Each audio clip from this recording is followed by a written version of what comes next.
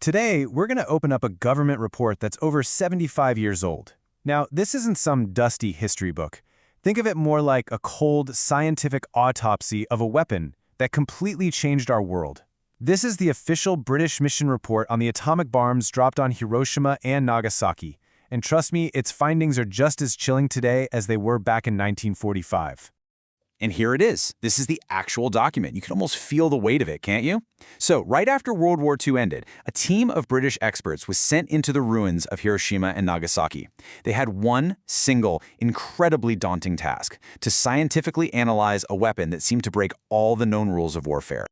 You know, this one line from the report's introduction, it just says it all. The authors knew right away that this wasn't just a more powerful bomb. No, this was a complete paradigm shift. The very nature of bombing had changed.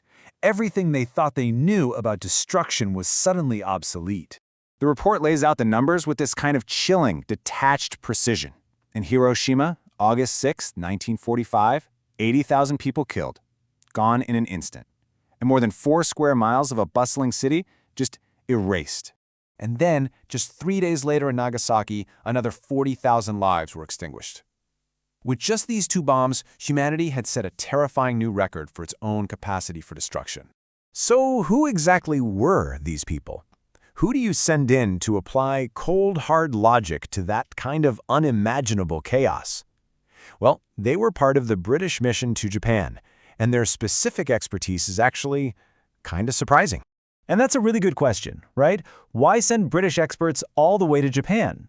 These were people who knew the Blitz inside and out, specialists in conventional bomb damage. What could they possibly add to the American effort already on the ground? Well, the answer is in why they were sent. So take a look at their objectives here. This wasn't just about collecting data.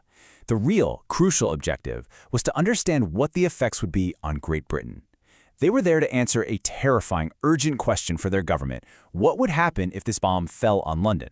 So this wasn't a historical study. It was vital, forward-looking intelligence gathering. So how in the world did they even start to analyze something like this? The mission broke the bomb's power down into 3 core components. And this is where we get into the anatomy of the bomb itself, and the physics are just wildly different from anything they had ever seen before. This slide is absolutely fascinating because it shows you the huge leap in physics. On the left, you've got your standard TNT bomb. That's a chemical reaction. It's really all about the blast wave. But on the right, with atomic fission, you get this terrifying trio of forces: the massive blast, an incredible wave of pure heat, and then the invisible killer, gamma radiation. It was an attack on 3 different fronts, all at the same time. And that blast wave, wow, it was a monster. The report actually had to come up with a whole new term for what it did: mass distortion. Just think about that. A normal bomb, it blows a hole in a building, right? This blast wave was so huge and lasted for so long that it physically pushed entire buildings sideways, shoving them right off their foundation. And these photos from the report show you exactly what they meant. Okay, look on the left. That huge steel shed in Nagasaki, it's not blown to pieces.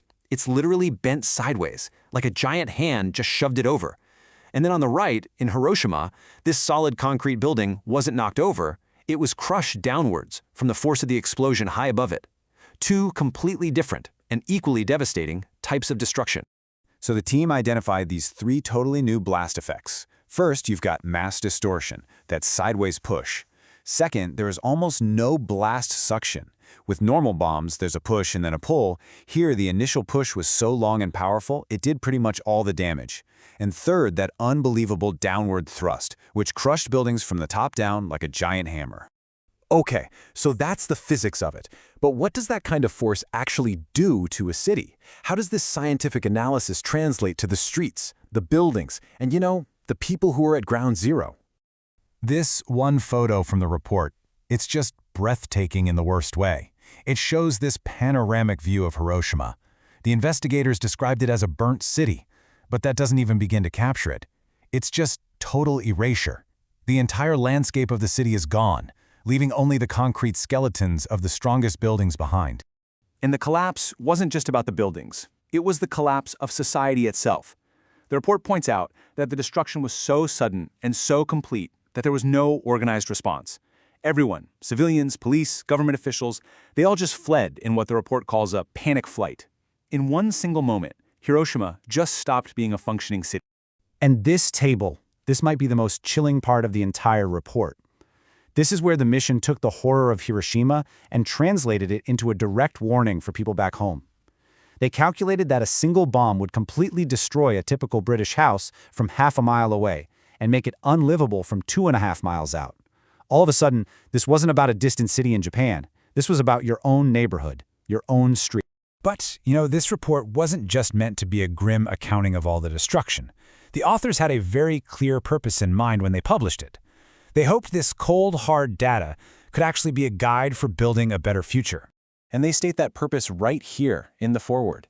The hope was that by understanding the horrific consequences in such graphic scientific detail, the newly formed United Nations could be pushed to control atomic energy and abolish these weapons forever.